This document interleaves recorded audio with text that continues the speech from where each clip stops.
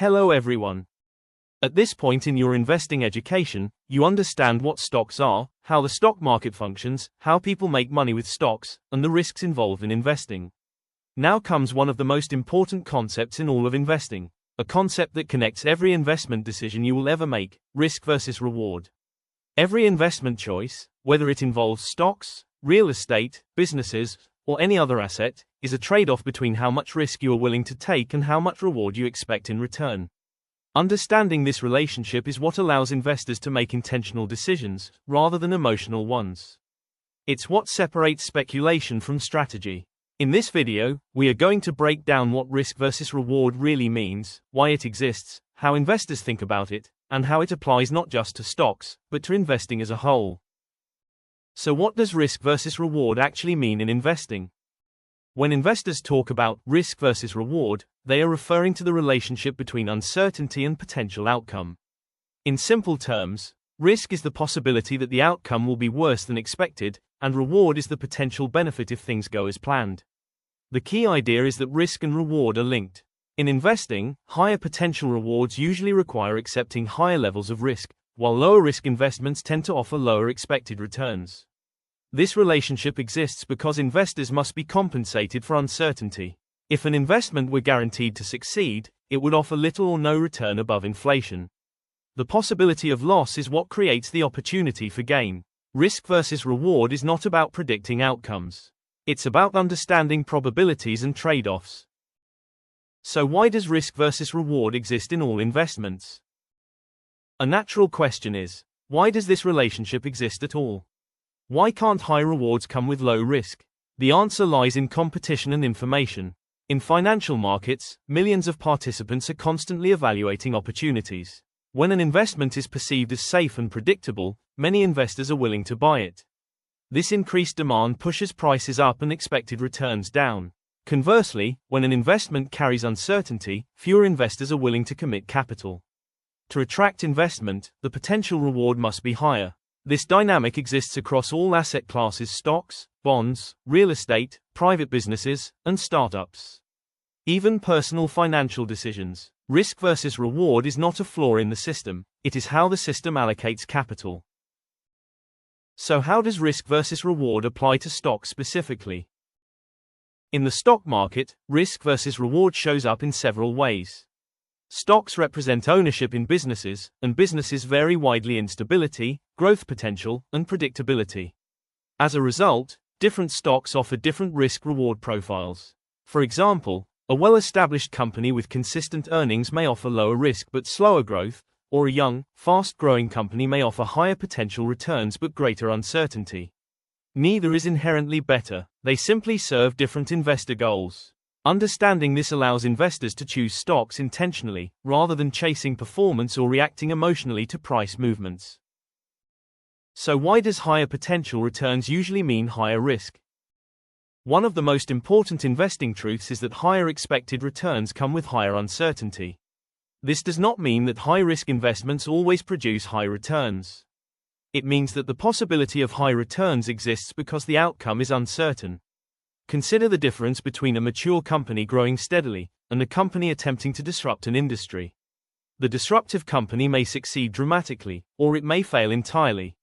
The range of possible outcomes is wider, which is what creates both higher risk and higher potential reward. Investors who seek higher returns must accept that outcomes will be less predictable. So why does lower risk not mean no risk? A common misunderstanding among beginners is that choosing lower-risk investments eliminates risk altogether. In reality, no investment is risk-free. Lower-risk investments may still face inflation risk, opportunity cost, economic changes, and interest rate changes. Choosing lower risk often means accepting lower growth, which can affect long-term financial goals. This is why understanding trade-offs is essential. Risk versus reward is not about avoiding risks, it's about choosing which risks you are willing to take. So how do investors decide how much risk to take? Investors do not choose risk randomly. They evaluate it based on several personal factors.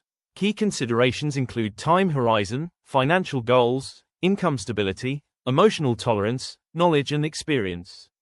An investor saving for retirement decades away can typically tolerate more short-term volatility than someone who needs access to their money soon. Risk tolerance is personal, not universal. The same investment can feel appropriate to one person and uncomfortable to another. So what happens when investors ignore risk versus reward? When investors fail to understand risk versus reward, mistakes often follow. Common outcomes include taking excessive risk for modest potential returns, avoiding growth opportunities due to fear, chasing performance without understanding downside risk, and making emotional decisions during market swings. These mistakes are not caused by lack of intelligence. They are caused by lack of framework. Risk versus reward provides that framework. So how does diversification change the risk versus reward equation? Diversification plays a critical role in managing risk versus reward. By spreading investments across different assets, investors can reduce exposure to any single outcome, smooth overall portfolio volatility, and maintain growth potential while managing risk. Diversification does not eliminate risk, but it improves the efficiency of the risk-reward trade-off. This is why investment portfolios are built, not individual investments chosen in isolation. So how does risk versus reward apply beyond stocks? Although we're discussing this concept in the context of stocks, risk versus reward applies to all investment decisions. Examples include starting a business, buying real estate, pursuing additional education, and changing careers. In every case, higher potential upside involves uncertainty. Understanding this helps investors make consistent decisions across different areas of wealth building. So how does time affect risk versus reward? Time is one of the most powerful variables in investing. In the short term, risk is higher because outcomes are uncertain and volatility is magnified. Over longer periods, businesses have time to grow, markets have time to recover, and compounding amplifies returns. This is why long-term investing often improves the risk-reward balance. Time does not guarantee success, but it shifts probabilities in favor of patient investors. So how do successful investors think about risk versus reward? Successful investors do not try to eliminate risk. They seek favorable risk-reward relationships. They ask questions like, what is the downside?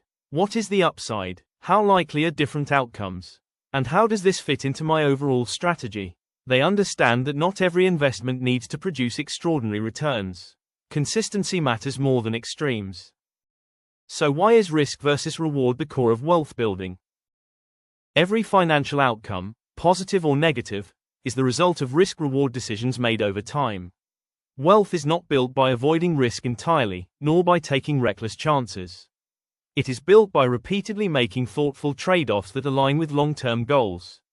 Understanding risk versus reward allows investors to remain disciplined, avoid emotional mistakes, adapt to changing conditions, and stay invested through uncertainty. This concept is the backbone of investing strategy.